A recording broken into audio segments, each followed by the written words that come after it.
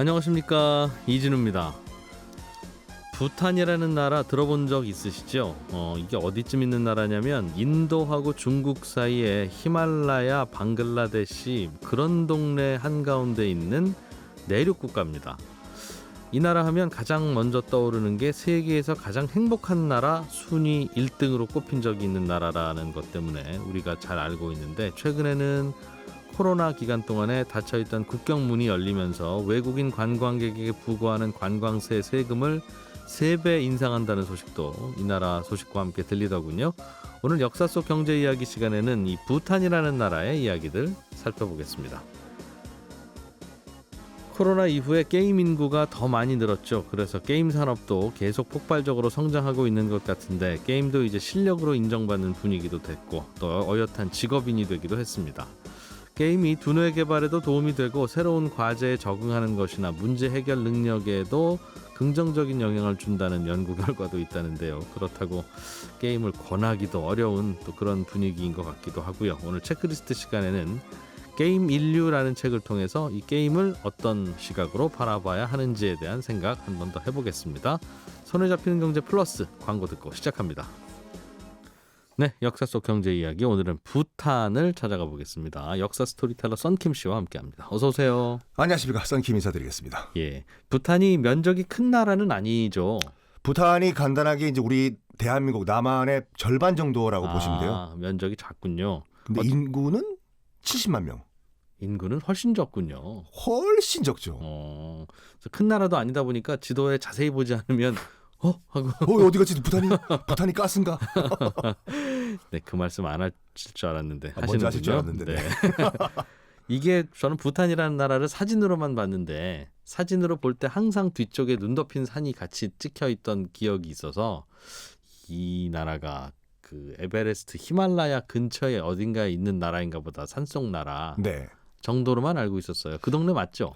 히말라야 남쪽 끝 맞습니다. 정확한 위치는 일단은 인도 대륙을 아대륙이라고 하죠. 예. 인도의 그러니까 왼쪽에 파키스탄이 있고 오른쪽에 방글라데시가 있지 않습니까? 네. 방글라데시 바로 위쪽이라고 보시면 돼요. 그 언저리. 그래서 이제 인도와 이제 중국 사이에 끼어 있는 히말라야 산맥 국가라고 보시면 되는데, 네. 방금 말씀하신 것처럼 국토의 70-80%가 히말라야 산, 해발 2,000m 이상 평균, 높은 데는 7,000m. 그냥 거의 나라 자체가 산이라고 보시면 돼요, 그냥. 산 속에 있는 나라군요. 네. 그런데 이 많은 분들이 이제 부탄이라고 하면 행복한 나라라고 알고 계시지 않습니까? 유엔 산하의 기구에서 이제 매년 그 세계 행복 지수를 발표하지 않습니까? 예. 거기에는 부탄이 거의 없어요, 순위에. 1위는 항상 핀란드예요. 네. 우리나라는 한 52에서 60이고. 참 우리나라는 경제 규모 생각하면 지지리도 안 행복한 거예요, 그죠? 이 기자님 행복하신가요? 행복합니다. 아니, 이게 참 우리가 정의를 먼저 내려야 될 것이 뭐냐면, 사람 당황하게 만드시네. 뜸을 들이셨어. 예. 아니, 많은 분들이 넌 행복한가, 난 행복할까, 이거 질문을 받으면 네. 순간 헷갈려하세요. 행복이란 과연 무엇일까? 그렇죠. 굉장히 추상적으로 접근을 하시는데, 그 이제 영미권에서 넌 행복한가, Are you happy라고 물어보면 바로 답이 나와요. 왜냐면 해피 또는 언해피? 왜냐면 해피가 예. 뭐 굉장히 추상적인 의미가 아니라 그 영영사전을 보시면 알겠지만 동의어가 뭐냐면 satisfaction이에요. 만족. 내가 지금 상태에 만족하면은 행복 이거거든요. 그래서 영미권에서 밥을 먹었을 때 밥 다 먹고 난 다음에 Are you happy는 넌 행복하냐가 아니라 그 정도면 많이 먹었냐예요. 더 먹을래? 더 먹을래? 라는 뜻이군요. I'm not happy면 밥 더 먹어라 이거. 예. 그래서 이 행복이란 거를 봤을 때 이제 유엔 그 이제 산하 기구에서 이제 매년 내는 그 행복 지수가 이제 1위가 핀란드고 우리가 이제 한 50에서 60위. 근데 부탄은 보통 90에서 100위 바깥으로 밀려나거든요. 그렇습니까? 거기서 부탄 정부가 왜 그 항의를 했어요. 행복 지수를 매기는 여러 가지 카테고리가 있는데 그중에 반드시 들어가는 것이 GDP거든요. 네. 왜 거기 돈을 넣냐? 그렇지. 만족감이라고 하는 것은 돈이 얼마나 많으냐에 꼭 비례하지 않을 수도 있는데. 그렇죠. 우리는 돈이 중요하지 않다. 그 GDP를 빼고 다시 한번 계산을 해라. 네.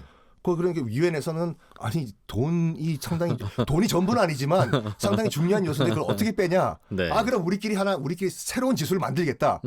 Gross National Happiness라고 해서 GNH라는 걸 만들었어요. 아하. 행복 지수라고. 예. 돈을 빼버리니까 만족한다는 결과가 나온 거죠. 그러니까 만족하는 국민이 제일 많다. 근데 그것도 약간 그 문제가 논란이 되는 게 뭐냐면은 부탄이 히말라야에서 고립된 생활을 꽤 오래 했거든요. 그렇죠. 서방이 산이니까. 그렇죠. 그리고 공식적으로 1983년에 첫 외국인을 받았어요. 관광객을. 네. 지금도 관광객이 거의 못 가는 나라입니다. 부탄이요? 부탄이요. 왜요? 저도 부탄 2번 갔다 왔는데 일단 개별 여행을 안 받아요. 그러면 단체 관광객만 받아요? 단체 관광객도 부탄 정부가 허락한 부탄 여행사를 끼고 부탄 가이드가 붙어야지 단체로 입국이 가능해요. 부탁 많이 해야 되는 곳이군요. 그리고 또 예. 이 뭐 관광세라고 있어가지고 아까 이제 관광세가 이제 이전에 비해서 3배 올랐다고 하는데 지금 기준으로 하룻밤에 $250의 관광세를 아무것도 안 해도 부탄 정부에 내야 돼요. 하루에 $250. 약 30몇만 원. 30몇만 원을 네. 가만히 호텔방에 있어도. 세상에. 그러니까 개별 우리가 나 히말라야에 나 캠핑 갈 거야. 네. 나 트레킹 갈 거야 하면서 백팩 여행 간다. 네팔은 가능하지만 네. 부탄은 안 돼요. 돈 많아야 된다 이거죠. 그러니까 뭐라고 할까 개별 여행 자체를 오지 말라 이거죠. 그러니까 그렇게 고립된 상태로 쭉 살아왔는데 예. 이게 행복이라는 게 만족이라는 게 약간 상대적 개념이잖아요. 요즘 부탄 젊은이들이 이제 그 진위 개수가 좀 높아진다고 하는 게 인터넷도 들어갔고 비교를 해보니까 우리가 히말라야 산속에서 살 때는 아무것도 몰랐는데 바깥 세상은 이렇게 정말 잘 산다. 우린 이렇게 살아야 되나. 상대적 박탈감이 들기 시작을 했다고 하더라고요. 그래가지고 이 부탄 정부가 밀고 있는 행복 지수가 더 이상 약간 무용지물이 아닌가라는 소리가 나오고 있죠. 다른 사람의 삶을 알고 난 다음부터 내 삶이 초라해지기 시작했군요. 그래서 제가 처음에 이제 부탄 여행을 갔을 때만 하더라도 이 상대적 박탈감을 좀 안 느꼈을 당시였던 것 같아요. 예. 그들이. 예. 그래가지고 이 수도가 이제 그 팀푸라는 도시가 있는데 팀푸에서 얼마 안 떨어진 외곽 지역, 지금으로 치면 서울의 한 분당, 일산 지역 같은 데서 이제 호텔에 들어갔는데 불이 안 켜지는 거예요. 저기요 전기가 나가는데요. 이 동네에 일주일에 반은 전기가 안 들어온다고. 아침에 샤워를 해야 되는데 네. 뜨거운 물이 안 나와요. 저기 뜨거운 물이 안 나오는데 호텔방에서 어떻게 하면 됩니까? 내일 하십시오 샤워를. 아하. 그러니까 저는 이게 굉장히 불편한데 그들은 그것이 당연하다. 천천히 이따 가세요. 그렇게 급하면 어쩌고 그러시오. 아직까지는 이들이 그들의 삶의 만족을 느끼고 있구나라는 걸 느꼈죠. 예. 이제 코로나가 만약 종식됐다는 가정하에 예. 이제 부탄 여행을 가시는 분도 계실 건데 일단은 그 개별 여행이 안 된다는 거 꼭 기억을 하시고 이제 부탄 여행사를 끼고 우리나라에서 이제 부탄 여행 모객을 하는 데가 있는데 예. 모객을 한 다음에 부탄 여행사에 인계를 해요. 그러니까 부탄 여행사에서 그 한국 여행객들을 받아가지고 문제가 뭐냐면 부탄 가이드가 붙어야 되거든요. 예. 우리말을 못해요. 한국어를. 부탄인들이니까. 저희가 부탄말 못하는 거랑 같겠죠. 그렇죠. 예. 그래서 영어를 하셔야 돼요. 한국어를 할 수 있는 부탄인이 제가 알고 있기로는 다 2명 정도 있다고 알고 있는데 네. 그분들은 예약 잡기가 거의 하늘의 별 따기로 알고 있거든요. 그렇겠죠. 부탄말을 할 줄 아는 한국인도 그 정도일 것 같습니다. 그렇죠. 예. 그래가지고 이제 나 그 정도 가이드 영어는 들을 수가 있어. 예. 라고 해서 이제 들어가시는 분들이 이제 상당수더라고요. 저도 이제 어쩔 수 없이 그 패키지에 따라 들어갔는데 예. 웬걸 그분들이 영어를 거의 못 하시는 거예요. 부탄인들께서 아니 거기 같이 들어간 한국인들이 관광객들이. 예. 그래서 졸지에 제가 가이드가 돼가지고 뭐라고 했는지 중간에 동시통역을 해주라. 2주 동안 제가 중간에 통역을 해가지고 제가 부탄 역사를 간접 제가 배우고 왔습니다. 그렇겠네요. 바로 들어서 바로 전해드려야 되니까. 그러니까 2주 동안 했으니까. 이야, 그렇게 배운 걸 오늘 알려주시겠다. 네. 알겠습니다. 최근 뉴스에서 보니까 관광세를 3배나 올렸네요. 잠깐만. 아까 관광세가 한 하루에 30만 원 꼴이라고 하지 않으셨어요? 원래는 60불 정도였는데 예. 최근 한 200불 넘게. 올라간 게 하루에 30만 원. 그 정도 지금 올렸다고 하더군요. 예. 근데 이제 부탄 같은 경우는 이제 그 뉴스에 자주 등장하는 것이 예. 이제 중국과의 국경 분쟁 때문에 자주 등장을 하잖아요. 뉴스에요. 그 문제가 있어요. 가끔 등장하더군요. 그 이유가 뭐냐면은 예. 중국과 부탄 국경이 예. 정확하게 아직까지 정해지지 않았어요, 이게요. 히말라야 산맥이 국경지대거든요. 그러니까 부탄이 인도와 동시에 1949년도에 영국으로부터 독립을 했는데 예. 그 이전에 국경을 누가 이제 결정을 했냐면 이제 중국과 결정을 해야 되잖아요. 예. 1912년에 이제 신해 혁명이 일어난 다음에 티베트가 잠깐 중국으로부터 독립을 했어요. 예. 독립한 티베트와 영국이 네. 1914년도에 뭐라고 할까 인도와 티베트 국경을 만들었거든요. 예. 대충. 근데 나중에 중화인민공화국이 1951년도에 티베트를 무력 점령을 해버렸잖아요. 예. 그러면 그 중국이 뭐라고 했냐면 예전에 영국과 티베트와 협상을 했던 지금 현재 부탄 국경 우리가 인정 못한다. 다시 우리가 짜자. 아하. 부탄은 이제 인도한테 손을 벌린 거죠. 예. 인도 형님 지금 중국에서 이렇게 시비 걸고 있는데 좀 도와주십시오. 네. 그러니까 어떻게 보면 인도와 부탄은 혈맹 관계예요. 부탄이 뭐로 먹고 사냐면은 예. 일단은 헌법 자체에 60% 이상의 삼림지대를 유지하라. 예. 공장을 만들지 말라라는 게 헌법에 명시가 돼 있어요. 부탄이라는 국가가 부탄이라는 국가가 추구하는 것이 자연을 그대로 유지를 하라. 예. 공장은 최소화하라. 예. 그럼 뭘 먹고 사냐? 히말라야 산맥에서 내려오는 엄청난 그 물, 네. 강, 계곡 그 물 가지고 수력 발전을 돌려가지고 이 전력을 인도에 팔아요. 아하. 이게 그 내셔널 인컴 1위예요. 전기를. 전기 수력 발전으로 예. 일으키는 전기가 1위고 예. 2위가 관광업이고 예. 나머지는 뭘 하냐면 인도 정부에서 무상 금융 지원을 해줘요. 돈을 준다. 주죠. 예. 왜냐하면 인도도 중국을 의식하기 때문에 부탄이 우리 편일 필요가 있으니 부탄을 우리 편을 끌어들이자. 예. 그래가지고 항상 부탄과 중국 국경 분쟁은 부탄과 시작을 하는데 항상 어떻게 보면 인도가 또 끼어버렸더라고요. 그 이유가 1914년에 애매하게 티베트와 예. 결정한 그 이 국경 문제 때문에 그렇죠. 티벳과 부탄 사이의 국경. 그렇죠. 예. 근데 부탄은 이 불교 국가인데 네. 육식을 해요. 근데 그것도 참 애매한 게 예. 이건 전 종교적으로 예민한 문제가 아니라 역사적 팩트니까 말씀드리는데 예. 석가모니께서도 돼지고기를 드셨어요. 불교 국가는 육식을 안 하는 나라도 있습니까? 그러니까 이거 나중에 따로 말씀드릴 건데 예. 그 중국 남북조 시대 있지 않습니까? 예. 남북조 시대 때 양나라라는 국가가 있었어요. 예. 양나라라는 국가의 한 황제가 예. 불교를 너무나 푹 빠지셔가지고 예. 그때부터 이 육식 금지가 돼가지고 보편화가 된 거거든요. 그 전에 불교 교리에는 육식하지 말라는 죽이지만 건 말라요. 그 말이 그 말이죠. 에이. 그냥 저절로 죽은 것은 먹어도 되니? 빙고! 바로 그거예요. 부탄에 갔는데 네. 스테이크가 나오는 거예요, 이게요. 와우. 야우, 안심 스테이크. 그 가이드가 부탄인이었으니까 예. 컴온 베이비 앉아보라고. 예.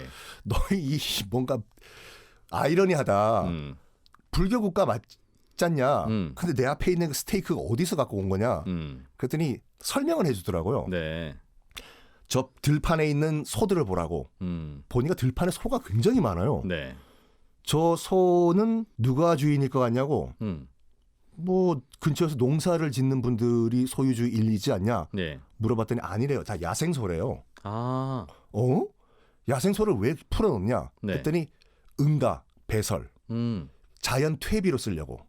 아하, 거기에 농사 지을 때 도움이 되니까. 예. 풀 뜯어먹고 그냥 아무데나 응가를 하면 그건 퇴비로 쓰려고. 네.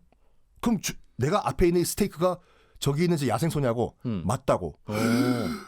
누가 죽였냐고. 아니라고. 죽일 수는 없대요. 이 불교 국가이기 때문에. 네. 단 자연사한 소는 먹을 수가 있대요.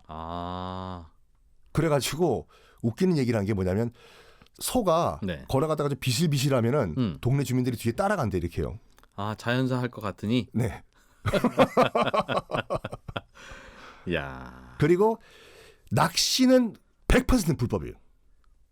살아있는 걸 바로 살생을 하는 거기 때문에. 그렇지. 자연사한 물고기가 낚싯바늘에 걸릴 리는 없죠. 없죠. 아, 그렇군요. 예. 그래서 이제 이 부탄인들과 얘기를 하다 보니까 그 부탄인들이 한국인을 이해 못하는 게 딱 두 가지가 있는 게 뭐냐면 첫 번째는 낚시를 취미로 하는 거고 어떻게 살생을 이렇게 쉽게 하냐. 예.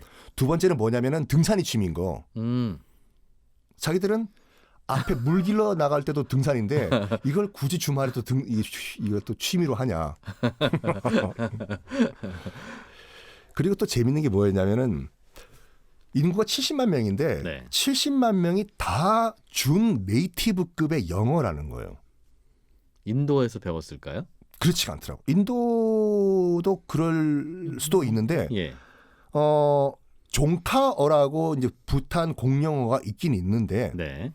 시장에 가도 할머니가 영어로 채소를 팔고 그리고 또 길거리에 거린도 있더라고요. 네. 거린도 영어로 국어를 하고 그러니까 전 국민이 다 준 네이티브급 영어를 해가지고 저도 한때 뭐 영어 교육에 몸담았던 사람으로서 궁금해가지고 예. 가이드 보고 물어봤어요. 너희네 나라 사람들은 왜 이렇게 영어를 다 준 네이티브급으로 다 잘하냐. 자기도 모르겠대요. 자기도 그렇게 배웠기 때문에. 그럼 영어를 평소에 말해요? 자기들끼리도? 네. 왜냐하면 이 부족이 예. 여러 부족이 있어요. 언어가 다 달라요. 그러다 보니 영어가 공용어가 됐다. 그러니까 종카어라는 공용어를 쓰든지 아니면 예. 편하게 영어를 서로 쓰든지. 그렇다면 네이티브급으로 해야지 서로 말이 통하죠.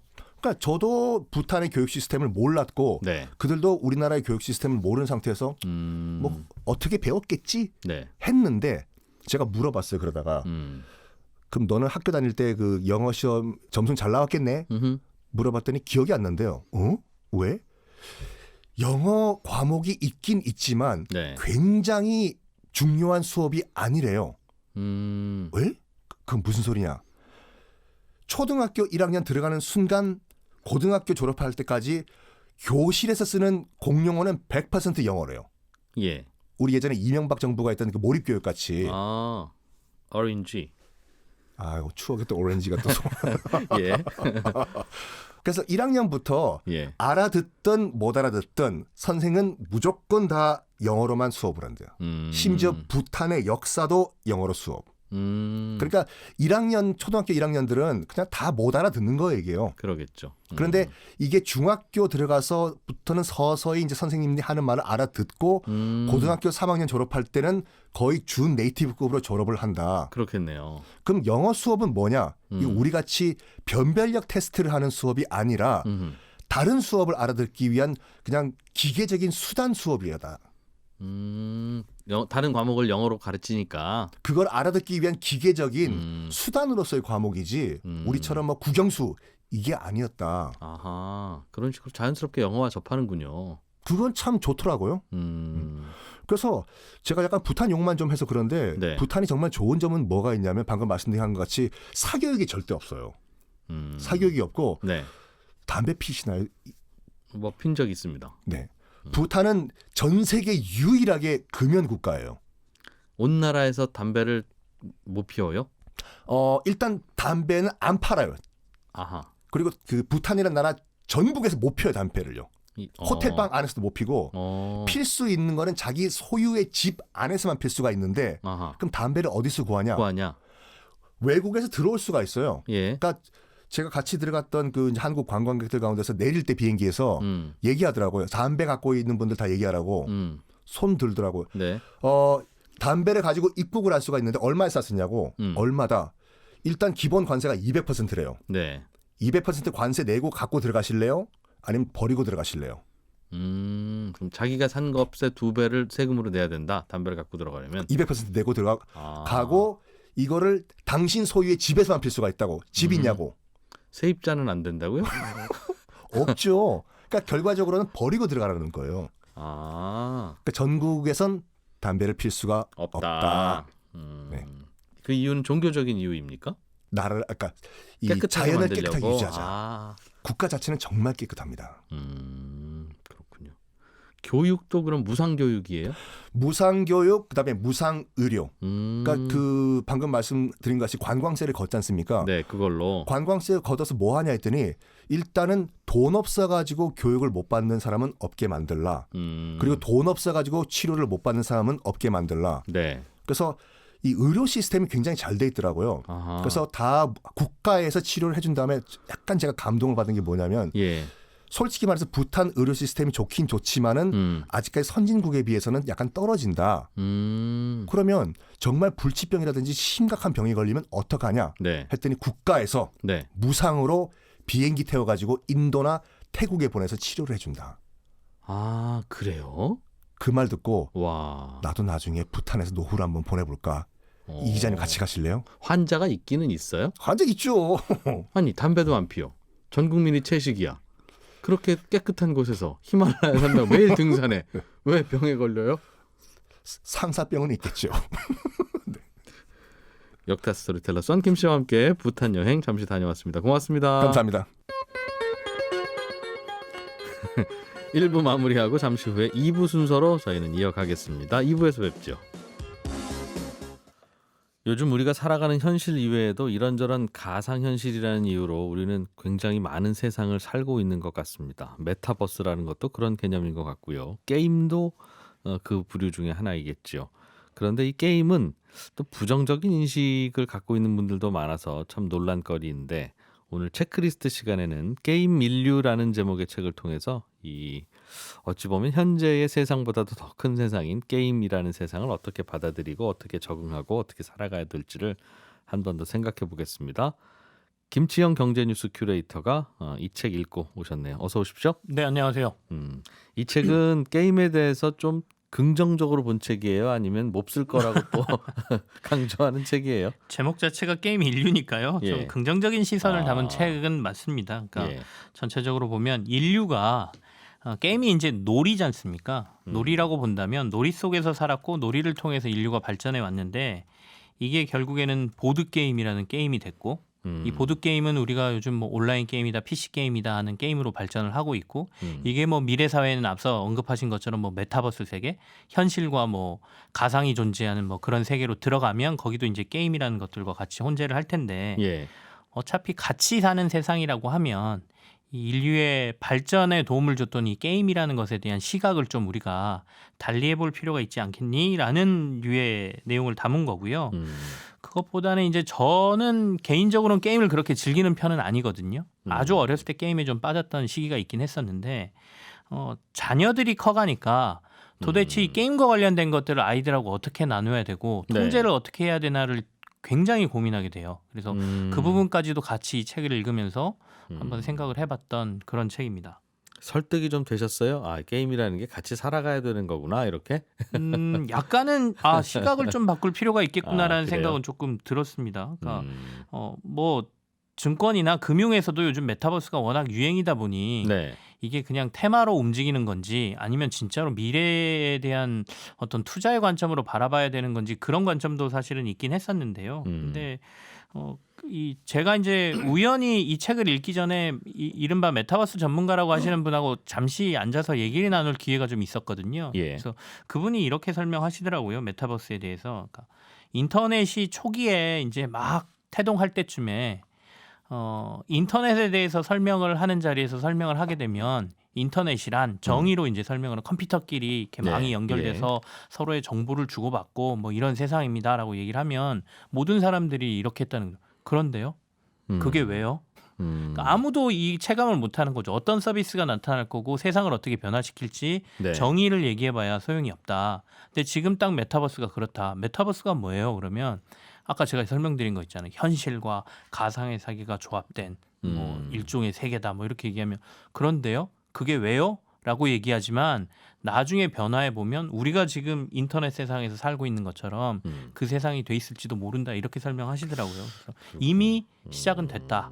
그런 차원에서 우리가 그러면 메타버스의 핵심인 게임이라는 거에 대해서 조금 더 시각을 넓힐 필요가 있지 않을까 이런 생각도 했습니다. 게임이라는 게 그냥 어떤 특정한 시기 또는 뭐 평생 동안 네. 좋은 취미로 또는 빠져들어서 다른 생활에 지장을 주는 취미로까지 네. 존재하는 것 이외에 그런 인터페이스 환경 자체가 앞으로 꽤 중요한 환경과 세상이 될 거다. 인터넷처럼. 네. 쉽게 말하면 게임 속에서 많은 분들이 사시게 될 겁니다. 그 말입니까? 이미 우리가 게임 속에서 살고 있다라고 이 저자는 좀 주장을 하고 있고요. 그러니까 게임에 대한 굉장히 안 좋은 인식 자체가 산업혁명 이후에 생겼다라고 말씀을 하시는데 그러니까 결국엔 그거죠. 그 전에 사실 게임이라는 거는 굉장히 여유 있는 사람들이 즐길 수 있는 귀족들의 놀이문화. 놀이 게임. 예. 예. 과거로 돌아가 보면 뭐 게임이 놀이니까요. 그렇죠. 사냥, 음악 이런 게 다 그것부터 시작해서 뭐 장기, 바둑, 체스 같은 것도 다 마찬가지죠. 잉여 시간이 있어야 되죠. 네, 잉여 시간이 있어야 되고 그 당시에는 대량으로 생산을 할 수 없기 때문에 예술품처럼 만들었다는 거죠. 그러니까 그 당시에 되게 유명한 사람들이 와서 수공으로 만들었던 굉장히 그랬을 것 비싼 같아요. 이런 것들 예. 즐길 수 있는 그런 문화가 산업화 시대가 되면서 굉장히 빨리 움직여야 됐고 노동력을 최대한 활용해야 되는 시기가 되면서 놀이 게임이라는 것 자체가 이거는 하면 안 되는 것이라는 부정적인 이미지를 쓰기 시작했다는 거예요. 아하. 그러면서 특히 예. 우리나라, 그러니까 아시아 쪽은 더 빠른 성장을 했지 않습니까? 그러니까 아시아 쪽으로 오면서 스트레스를 풀고 조금 깊은 생각을 놀이를 통해서 뭔가 창의적인 생각을 할 수 있는 기회를 다 잃게 만들고 스트레스를 풀기 위한 우리의 선택은 독한 술. 1시간 내에 빨리 취하고 쓰러지듯 잠이 들어버리고 새벽에 일어나서 다시 출근할 수 있게 만든 거다. 오래 못 놀도록 그죠. 좀 더 중독성 강한 술 담배를 퍼뜨리기 시작했다는 맞습니다. 음모예요? 그러니까 이거는 결국 뇌를 속이는 건데 오랜 시간 피곤하게 게임하면서 즐기는 것 대신에 술과 담배만 있으면 즐거운 상태라고 뇌를 속이는 거였다. 즐거움과 쾌락이라는 것은 완전히 다른데 우리는 쾌락을 추구한 것이었고, 그러니까 의지 없이 쾌락은 만들어질 수 있다. 그러니까 술을 그냥 몸에다 주사로 주입해도 우리는 네. 술 기운에 취한다는 것이죠. 그렇죠. 예. 근데 즐거움이라는 것은 우리가 TV에서 컨텐츠를 보더라도 이 컨텐츠에 대한 이해를 하지 못하면 즐거움을 못 느끼잖아요. 그러니까 우리는 즐거움의 기회를 박탈당하고 있고 어떻게 보면 게임이나 놀이가 산업혁명 이후에 이상한 프레임에 쓰여서 안 좋은 것, 하면 안 되는 것이라는 프레임을 가지고 있게 돼버렸다 이렇게 얘기를 합니다. 그렇군요. 그래서 우리는 지금부터 좀 더 적극적으로 게임을 좀 즐길 필요가 있다. 그러다 보면 술 담배를 멀리하게 되고. 네. 뭐 적극적으로 즐길 필요가 있다기보다는 그렇게까지 배척할 필요는 없다라는 거죠. 그래서 회사 사장들은 직원이 노는 꼴을 못 보고 예. 부모 역시 아이들의 노는 꼴을 못 보는 것 자체가 이런 그 산업혁명 이후에 이런 악순환의 고리 속에 들어가 있기 때문이다라고 주장을 게임을 하죠. 그런 식으로 접근하는군요. 약간 그래도 동감이 되지 않으십니까? 저는 게임에 대해서는 매우 효과적이고 네. 연비 좋은 그런 즐길거리다. 네네. 사람은 즐거우려고 살다 가는 거잖아요. 맞습니다. 그런데 그 과정에서 남에게 피해를 주지만 않는다면 나는 벽을 바라보고 있으면 굉장히 즐거워라고 하면 그게 얼마나 좋고 저렴하고 즐거운 취미가 되겠습니까? 네네. 자꾸 이제 이런저런 동원해야 되고 다른 사람 필요하고 한 취미가 생기니까 좀 어려운 거죠. 그래서 게임은 아주 좋은 건데 많은 부모님들이나 저나 하나 걱정하는 건 이게 중독성이 있을 수 있다는 그렇죠. 거죠. 네. 이 책에서도 이제 이 중독성 문제를 굉장히 많이 다루거든요. 그러니까 예. 중독성을 우리가 어떻게 이해하고 어떻게 바라볼 것이냐. 그러니까 중독성에 붙어 있는 거는 폭력성이죠. 그러니까 게임의 어떤 폭력성이 중독과 함께 다른 여러 가지 사회 행동에 발현될 수 있다라는 점도 이제 게임 중독의 우려 부분이잖아요. 실제 생활과 게임 현실을 구별하지 못하고 네. 그것도 뭐 문제일 수도 있겠죠. 네. 예. 그렇지만 이제 그 폭력성이란 부분은 아직까지 뭐 변수가 너무 많죠. 그러니까 게임 외에도 그 폭력성을 유발할 수 있는 변수가 너무 많은데 네. 이걸 유일하게 게임이라고 하기에는 정확한 연구라든지 근거가 아직 부족하다 이렇게 책에서는 설명을 하고요. 예. 중독성에 관련돼서는 우리가 생각해볼 문제들을 몇 가지 던지는데 자 요즘 골프가 굉장히 유행이지 않습니까? 예. 많은 분들이 이런 분들 계세요. 제 주변에도 주말마다 토요일 골프장 가세요. 그리고 주중에는 연습장을 가시죠. 네. 그리고 틈날 때마다 골프 영상을 봅니다. 집에서. 이 사람은 골프 중독이죠. 그렇게 그러면 봐야죠. 이게 게임 예. 중독하고 도대체 무슨 차이가 있을까? 우리가 생각해 볼 필요가 있지 않겠니? 라는 질문을 던지고요. 그다음에 두 번째는 뭐 SNS도 마찬가지일 겁니다. 시도 때도 없이 SNS를 보고 거기에 뭔가를 올리고 거기서도 칭찬이라든지 좋아요라는 리워드를 받지 않습니까? 그러면 기뻐서 또 들어가잖아요. 그 역시도 중독 문제인데 우리가 왜 게임만 가지고 이 얘기를 할까? 그러게요. 게임 중독은 좀 더 심하지 않을까? 그렇게 따지면 술, 담배도 중독이고 마약도 중독이라 나쁜데 그렇죠. 왜 우리는 그건 금지하고 골프랑 SNS까지는 그냥 하세요. 봐드릴게요. 왜 그 영역이 왜 정해져 있을까요? 그럼? 그래서 이제 아까 말하는 어떤 폭력성이라든지 이런 거하고 게임이 좀 연관돼 있다라는 생각 때문에 조금 더 게임을 더 가혹하게 대하는 것 아닌가라는 예. 생각을 하고 있는 것이고요. 혹시 네네. 우리가 게임을 즐기기 시작하는 시점이 골프를 시작하게 되는 뭐 어른 된 이후라면 네. 술, 담배도 마찬가지고 뭐 그게 가지고 크게 사회적 문제라고 우리가 심각하게 걱정하거나 하지는 않잖아요. 그냥 어른들이 알아서 할 일이고 뭐 꼭 권장할 건 아니지만 뭐 세상 모든 일이 그럼 다 권장할 것만 있나? 라고 네네. 생각하면 넘어가는 건데 청소년 시기에 접할 수 있는 거의 유일한 중독성 있는 뭔가이기 때문은 아니겠습니까? 그럴 수 있다고 생각합니다. 그래서 더 우려를 하는 것이고 미리 차단해야 된다고 어른들이 두려워하는 것일 수도 있죠. 예. 그래서 실제로 2018년도에 WHO에서 게임 중독을 질병 목록에 추가를 했습니다. 그러니까 WHO ICD-11 개정을 통해서 이제 질병 목록에 추가를 했는데요. 질병 목록에 추가했다 그래서 전 세계 모든 국가가 이걸 질병으로 대한다 이런 의미는 아니에요. 이제 각 국가마다 이 질병 목록에서 어떻게 받아들이냐의 차이인데 유독 유럽이나 미국보다 우리나라가 조금 이 질병 분류에 대해서 받아들이는데 적극적이다, 선제적이다 이렇게 평가를 하거든요. 그래서 이걸 만약에 진짜로 우리가 질병 목록으로 받아들이고 게임 중독을 병으로 인식했을 때 어떤 문제가 일어날까에 대한 것도 사회적으로 고민을 좀 해봐야 된다. 근데 방금 전에 얘기하신 것처럼 게임이라는 게 청소년들, 어린 층들이 중독이 더 먼저 올 수 있고 가능성을 먼저 열어놓는 거잖아요.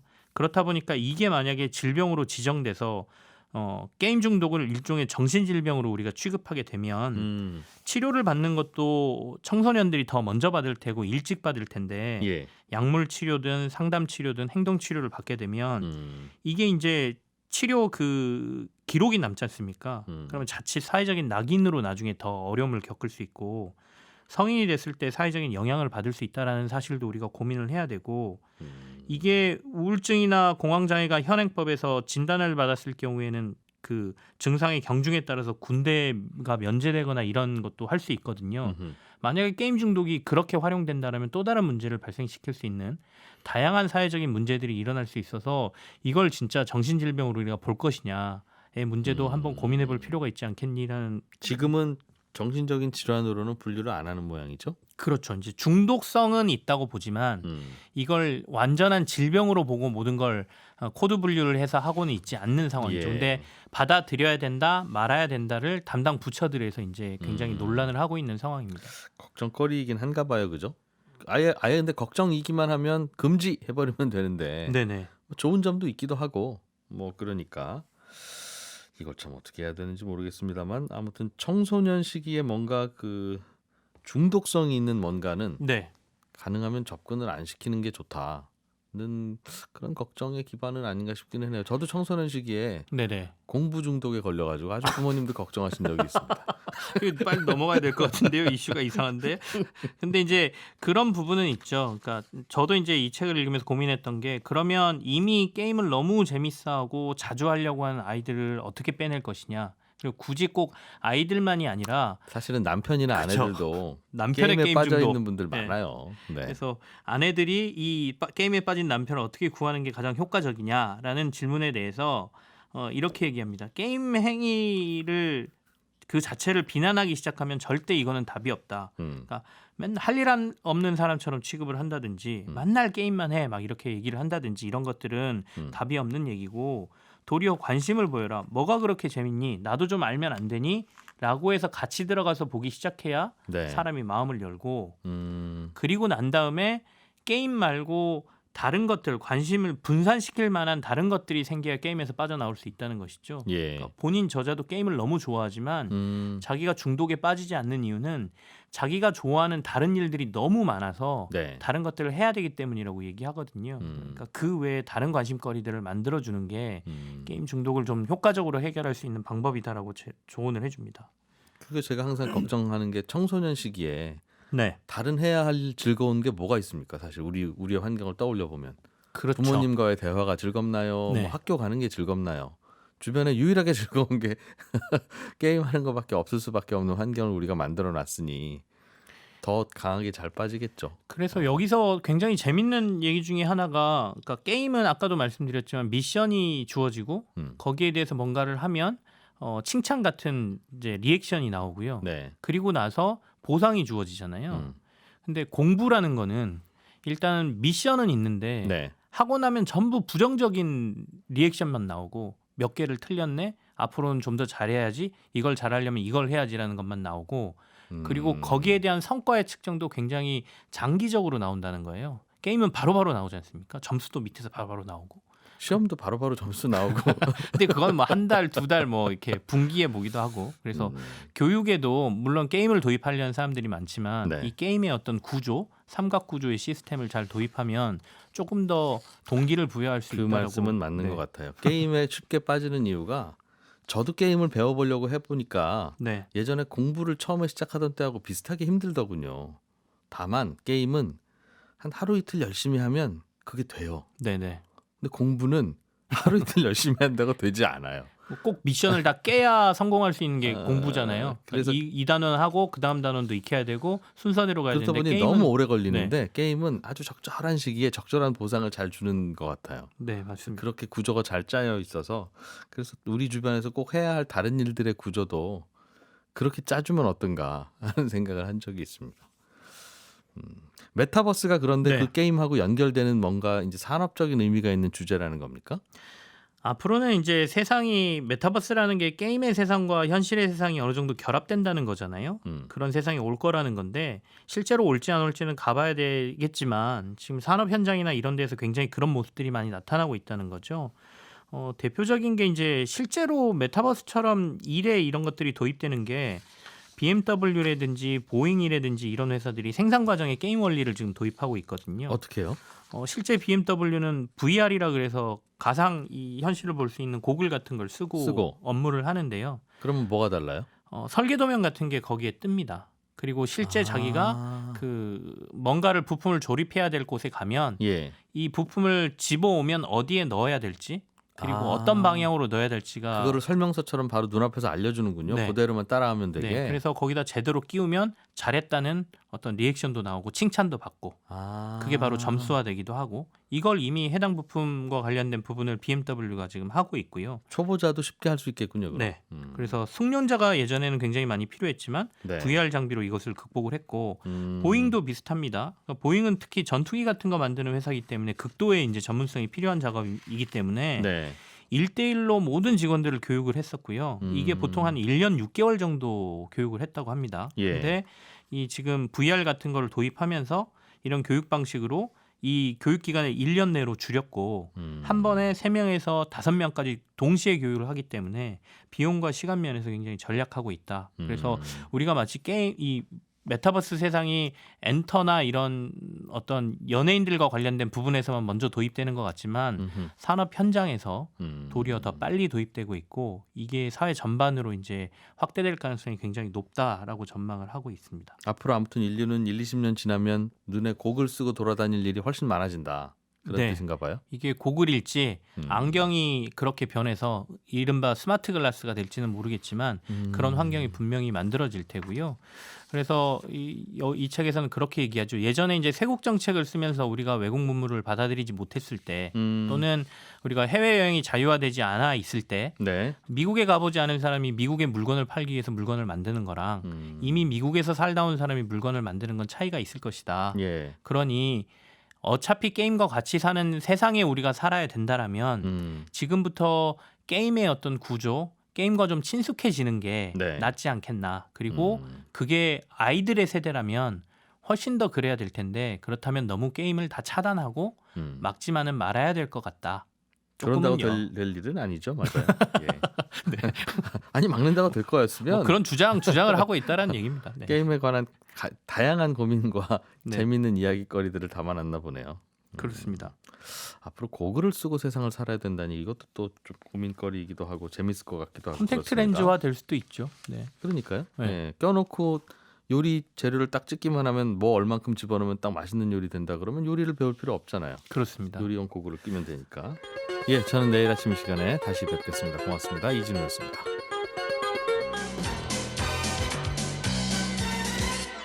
더 깊고 더 재미있는 경제 이야기. 이진우의 손에 잡히는 경제 플러스.